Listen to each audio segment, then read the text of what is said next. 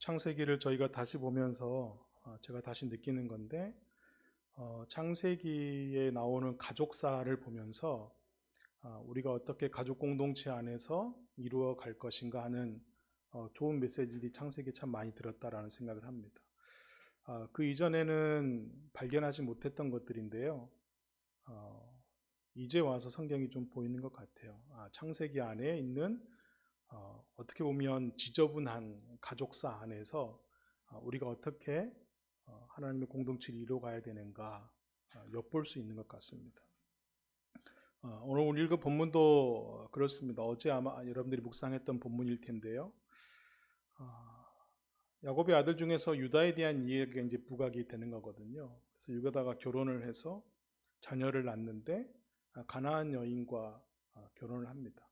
근데 사실 우리 입장에서 이제 여러분들이 좀 이런 시각을 구분하셔야 되는데, 우리의 언약 백성의 입장에서 성서를 볼 때 가나안 땅에 있는 백성들은 이방 백성이다라고 하는 시각이 있지만, 하나님의 시각에서는 가나안 땅에 머물고 있었던 사람들조차도 하나님의 백성이 아닌 사람들이 없는 것이죠.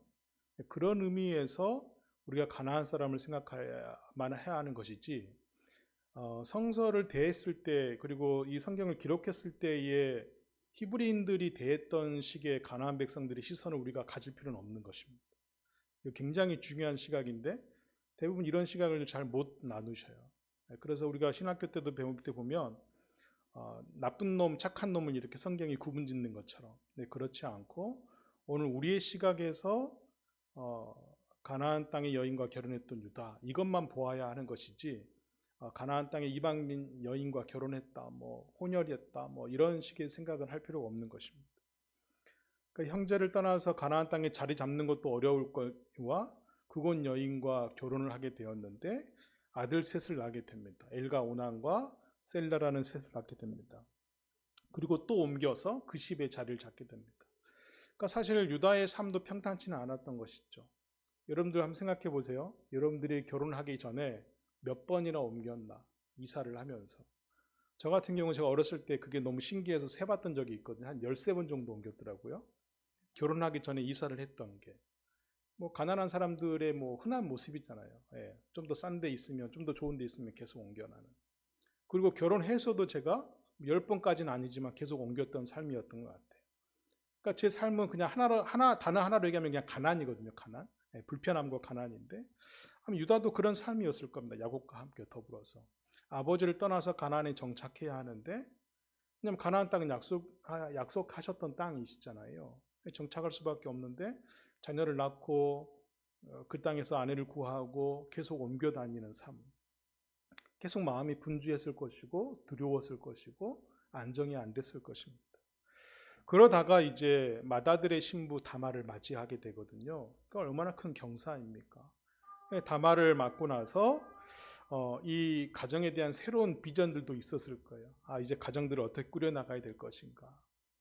그런데 하나님께서 보시기에 악하다라고 성경은 표현을 했는데, 오늘 우리의 해석은 사실 곁들일 수가 없는 게, 오늘 우리가 악하다고 하는 시선이 이 수천 년 전에 악하다고 하는 시선과 다를 수 있거든요.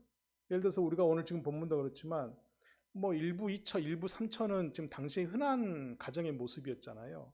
근데 오늘 우리가 일부 1처인 문화 속에 살면서 똑같이 악한 시선이 무엇이 기준인가를 알 수 없거든요. 그러니까 이런 해석은 우리가 좀 잠깐 보류해야 합니다. 그러니까 여호와께서 악하시어서 그의 첫째 애를 데려가 버리시거든요. 우리는 어떤 악이었는지는 모르겠지만 하나님께서 보시기에 너무 악했던 것 때문에 첫째 아들이 죽었다, 이렇게 이제 판단을 할 수 있는 것이죠. 그런데 무슨 악이었는지는 일단 보류된 상태에서. 그리고 또 이제 이렇게 되면 우리가 흔히 성경을 좀 봤다 하는 분들은 뭘 생각하냐면, 그러면 둘째, 셋째가 형수 수혼제라 그래서 동생들이 형의 자리를 대신해서 자녀를 낳는, 신명기에서 이야기하는 법을 생각하게 되는데, 지금 이 당시는 모세에게 주어진 율법이 없었던 상태란 말이에요. 그러면 어떤 상태예요? 동생이 형에게 들어가는 게 법적인 장치로 작동하지 않았던 때란 말이죠. 그러니까 아버지의 선택과 권유에 의해서 가정사가 결정될 수 있었던 때였습니다.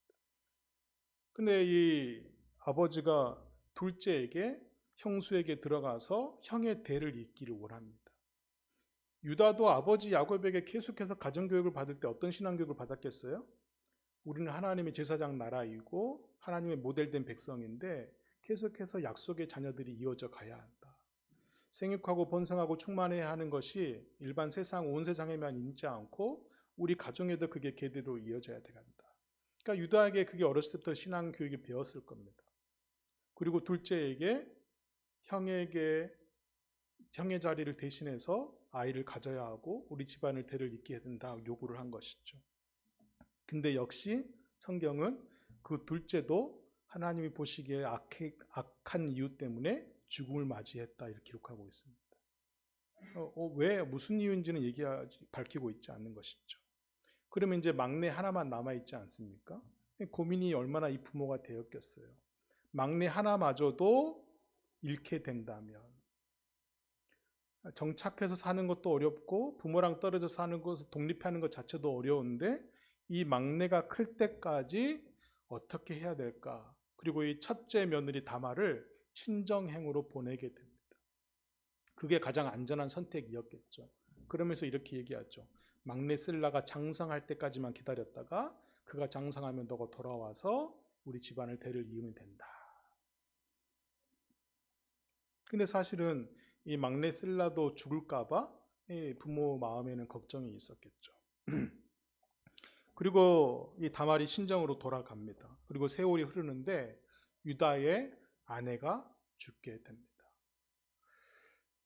저는 사실 삶이 아무리 어렵다고 해도 이 유다만큼 어려워 본 적은 없었거든요. 자녀 셋을 있는데 둘을 다 잃어버렸죠. 아내가 죽음을 맞이했죠. 며느리 한 명 있는데 친정엔 가 있죠. 우리는 이 정도 어려움은 맛보지 못했잖아요, 여러분. 가족 중에 이렇게까지 어려운 적이 없었는데 보통 우리는 가족 한 명 자녀들이 부모가 자녀를 앞세워서 죽은 사람들도 평생 그 가슴에 못 박은 심정으로 산다고 하시잖아요. 근데 자녀를 둘이나 보내고 아내가 죽어버리면 삶에 무슨 희망이 있겠습니까? 아마 저는 유다를 이번 주에 묵상하면서 제가 이번에 그 스토너라고 하는 소설을 같이 지난주 계속 읽게 됐는데 스토너라고 읽어보신 분 계셔요? 그 스토너 주인공도 그렇거든요. 원래 농부의 아들로 태어났다가 아버지가 이제 농과 대학을 보내려고 이제 면사무소 직원한테 교훈을 받고 보냈는데 이 아이가 영문학으로 전공을 바꿔버려요. 그리고 이제 그 미주리 대학에서 영문학을 전공하고 고집스럽게 영문학을 피우다가 아내하고도 행복하게 노후를 보내지 못하고 자녀도 멋지게 보내지 못하는데 그 인생을 마무리한, 그러니까 굉장히 쓸쓸한 것 같은 인생을 보내는데 이제 외국 독자와 한국 독자들의 반응이 좀 다릅니다. 그러니까 외국 독자들은 이 스토너를 보면서 굉장히 행복한 사람이다라고 얘기하거든요. 왜냐하면 자기가 하고 싶은 걸 했고 애정 어린 것을 했고 은퇴한 이후에 마지막까지 했고 또 그 아내랑 살면서 아내랑 행복을 누리지 못하지만 다른 시간 강사와 정말 몇 년 동안 뜨거운 사랑을 나누거든요. 그러면서 그 진짜 사랑을 몇 년 동안 맛보았고 자녀를 어릴 때 함께 잘 키워보려고 했지만 아내가 교육을 잘못하는 바람에 자녀와의 사이가 멀어진. 그러니까 우리가 봤을 때는 동양인의 시각에서 봤을 때는 불륜도 저지르고 굉장히 비참한 인생을 보낸 것 같은데 외국인 독자들의 시선은 제일 행복한 사람이었다. 왜냐하면 인생의 진짜 행복을 몇 년 동안 누렸고 어렸을 때 한때만이라도 자녀를 잘 관계가 깊었고 그리고 자기가 애정하고 사랑하는 영문학을 마지막까지 고집스럽게 했던 사람. 근데 동양인의 번역자들의 해석은 좀 다릅니다. 이 사람은 불행했을 것이다 라는 것이. 읽었던 저는 어땠을 것 같아요, 여러분? 저는 스토너를 읽고 부러웠어요. 이 사람이. 그러니까 저는 좀 외국 시각인 것이죠. 예, 저는 먹는 것도 아메리칸 스타일인데 시각도 저는 약간 서양 시각이에요. 저는 전혀 이 사람의 도덕적인 게 문제가 되지 않았습니다. 그러니까 우리가 늘 이렇게 시선을 오늘 우리가 7, 80년 짧게 사는 시선 속에 계속 세상을 보니까 계속 못마땅하고 부족하고 아니고 막 틀어져 버리고 사람들 손가락질을 하게 되는데 성경은 그렇게 얇지 않거든요. 성경은 굉장히 넓습니다. 유다에게도 지금 하나님께서 보시는 게 당시에 유다가 가질 수 있는 모든 슬픔을 다 가진 것 같지만 그럼에도 불구하고 유다가 지키려고 하는 것들이 있다는 거예요. 막내까지는 살려서 하나님의 약속을 잇고자 하는. 사실 이 본질에서는 벗어나지 않는 사람이었던 것이죠. 그리고 시간이 지났음에도 불구하고 이 다말이 어떻게 해결해 줄 방법을 시아버지가 제시를 해주지 않는 거예요. 그래서 스스로 그 방법을 찾기 시작합니다. 그게 뭐였냐면 어떻게든 이 집안의 대를 이어야 하고, 또 이 다말 본인의 입장에서 보면 지금 어떤 입장이에요? 남편도 죽고 시동생도 죽게 한 며느리잖아요. 그러니까 걔도 못 있고 친정에 돌아와 있고. 그러니까 오늘날 우리가 사회적 약자라는 말을 너무 자주 쓰는데, 당시에 유다와 다말 중에 누가 더 사회적 약자였겠어요? 당연히 다말이 더 사회적인 약자인 것이죠. 유다는 슬픔이 인생에 점철된 사람이지만 다말은 생존 자체가 어려운 사람인 거거든요. 근데 시아버지가 어떤 것도 제시해 주지 않는 것이죠. 그래서 그가 신전에서 다산을 상징하는 창녀의 역할을 함으로써 시아버지를 맞으려고 생각을 합니다. 그리고 한 번은 아버지가 멀리 양털을 깎으러 간다는 이야기를 듣고 시아버지가 가는 동선을 파악한 다음에 시아버지를 기다리는 자세로 있습니다. 근데 아니나 다를까 시아버지가 자식을 잃고 아내를 잃고 모두 다 잃은 그 슬픔 가운데 신전에서 다산을 상징하는 창녀 역할을 하는 그 여를 보고 내가 너에게 들어가도 되겠느냐라고 얘기합니다. 이것도 역시 좀 해석이 필요한데요. 오늘 우리가 생각했을 때는 유다가 창녀에게 들어갔다, 창녀촌에 들어갔다, 이렇게 단순하게 이야기할 게 아니라 당시의 문화 속에서는 다산을 상징하는 그 창녀를 통해서 우리 집안을 개를 잇는 미신적인 것들이 있었겠죠. 아마 다윗도 부분적으로 여러 많은 생각들을 했을 겁니다. 그리고 그 여인에게 들어가서 여인에게 무엇을 줄까? 내가 새끼 양 한 마리를 줄 수 있는데 내가 다음에 오면 꼭 주겠다라고 얘기합니다. 그랬더니 그 창녀가 이상한 조건을 이야기해요. 그러지 말고 당신의 도장이랑 그리고 당신의 끈이랑 당신의 지팡이를 나에게 담보물로 맡기고 가면 나는 그걸로 충분하다 이렇게 이야기합니다. 그렇게 하고 나서 이 시아버지가 다말을 관계하고 나서 시간이 또 흐르게 됐죠. 그리고 유다가 찾아 나선 게 뭐였냐면 자신의 도장과 끈과 지팡이를 다시 찾기 위해서 이 여인을 다시 찾거든요. 그래서 계속 찾습니다. 친구를 수소문해가지고. 자기가 이 가나안 지리를 잘 모르니까 가나안 친구 길을 잘 아는 친구의 동원해서 막 길을 찾아 나서거든요. 그리고 그 신전에서 창녀 역할을 했던 사람 찾아보는데 동네 사람들이 뭐라고 이야기하냐면 원래 이 지역에는 신전이 없을 뿐더러 신전에서 다산을 비는 창녀도 없습니다라고 얘기하는 거예요. 유다가 깜짝 놀랐죠. 분명히 내가 꿈꾼 것도 아니고 너무 현실 속에서 접했던 이 이야기를 마치 꿈꾼 것처럼 사람들이 이야기하니까. 근데 그가 결국은 이 신전에 못 바치는 여인을 찾을 수 없었을 뿐더러 그는 할 도리를 다 했다라고 자기 자리로 돌아옵니다. 근데 그 뒤에 3개월 뒤에 문제가 터집니다. 사람들이 속닥이기 시작하는 거예요. 뭐냐면 다말의 행동을 보고 다말의 몸을 보니까 임신한 것 같거든요. 그래서 사람들이 당신의 며느리가 아들들도 없는데 어떻게 임신을 할 수 있느냐. 분명히 다른 남자랑 행음했다. 이렇게 소문이 나버리기 시작한 거예요. 유다가 뭐라고 얘기하냐면요. 불같이 화를 냅니다. 당장 내 며느리를 끌어내서 불태워도 괜찮습니다. 라고 얘기해버리는 것이죠. 유다가 이렇게까지 분노한 것은 저 사실 이 스토리를 읽어가면서 맥락이 이해가 되지 않았거든요. 왜 이렇게까지 분노했을까? 개인의 성품 때문일까? 아니면 문화적인 요인 때문일까? 너무너무 분노하거든요. 당장 며느리를 불태우라고 이야기합니다. 근데 그때 다말이 그 상황에서 자기의 모든 억울함을 풀 수 있는 그 절대절명의 순간에 시아버지의 이름을 거론하지 않습니다. 제가 이번 주 한동안 계속 고민이 많은 시간이거든요.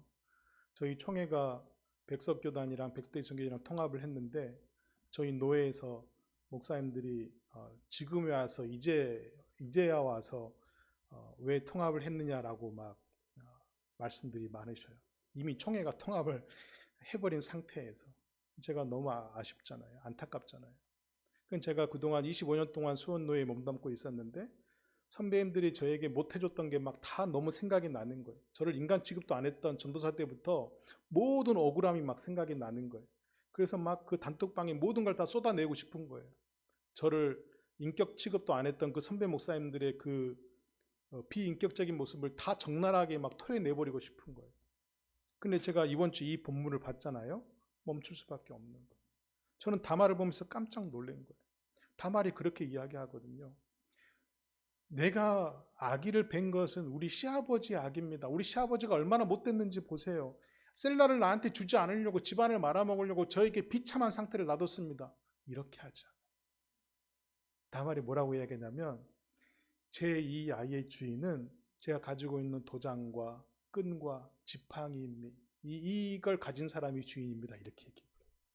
근데 이건 누구만 알 수 있는 사인이에요? 시아버지만 알 수 있는 사인이잖아요. 유다 본인만 알 수 있는 사인인 거예요.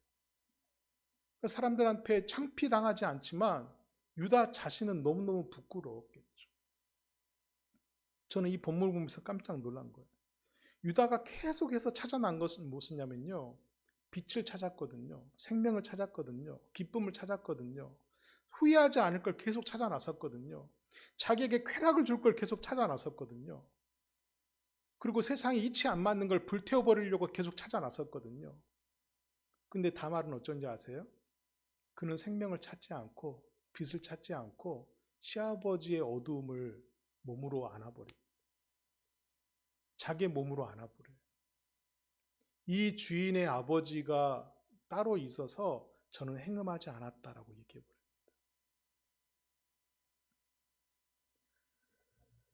그럴 때 유다가 마지막으로 한 얘기가 바로 내 며느리는 나보다 옳다 이 얘기입니다. 여러분 우리가 살면서 이 말을 자주 쓰는 말이 아니잖아요. 항상 우리가 어떤 말을 자주 써요? 그래도 나는 너보다 낫다 이 얘기거나 그래도 내 생각이 맞아. 우리 이 말 많이 쓰잖아요. 근데 유다가 뭐라고 했냐면 그래도 너가 나보다 낫다 이 얘기하는 거죠. 제가 언젠가 한번 여러분들에게 내가 틀릴 수도 있습니다라고 하는 책 얘기해 준 적 있잖아요. 우리가 한번 돌이켜 볼 필요가 있는 것이에요. 내가 아버지이기 때문에 내가 사회적인 어떤 지위나 위치 때문에 항상 내가 옳다라고 주장하는 것에서 멈춰본 적이 있는가? 내가 지금까지 40년, 50년 주장했던 것이 이걸 뒤집으면 과거가 모두 없어지기 때문에 멈추지 못한 적이 있는가? 우리는 이런 명분들 너무 좋아하거든요. 이런 전통들 너무 좋아하거든요.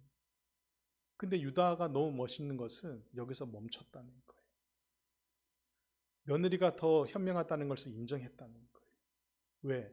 그렇게 몸을 던져버린 다말 앞에서 무슨 말을 할 수 있겠습니까? 자신을 밝히지 않는 그 다말의 지혜 앞에서 무엇을 더 주장할 수 있었겠습니까? 내가 막내도 죽을까봐 아까워서 너를 주지 않았는데 오히려 너는 나를 품었구나. 너 스스로를 창녀 취급하고 매춘부 취급을 하면서 너의 존재 자체를 부각시키려고 했구나. 너는 단지 살려고 했는데 나는 무언가를 찾아 나섰구나. 유다가 회개하게 된 것이죠. 여러분 다말 입장에서 보면 이런 생각이 듭니다. 그가 억울했고 당한 게 있고 손해보고 있다는 것을 가장 적절한 타이밍에 드러내는 타이밍이 자기를 불태우라고 하는 시아버지의 불같은 분노 앞에 그 타이밍이었을 겁니다. 그리고 그때 자기의 의를 드러냈다면 시아버지를 비롯해서 모든 사람들의 입을 침묵하게 만들었을 것이고 자기의 정당을 주장할 수 있었을 것이죠. 근데 다말은 시아버지의 이름 한 글자 올리지 않습니다. 그냥 안아버린 것이죠. 유다도 불쌍하고 다말도 불쌍하지만 수치를 껴안는 사람이 더 큰 사람인 것이죠.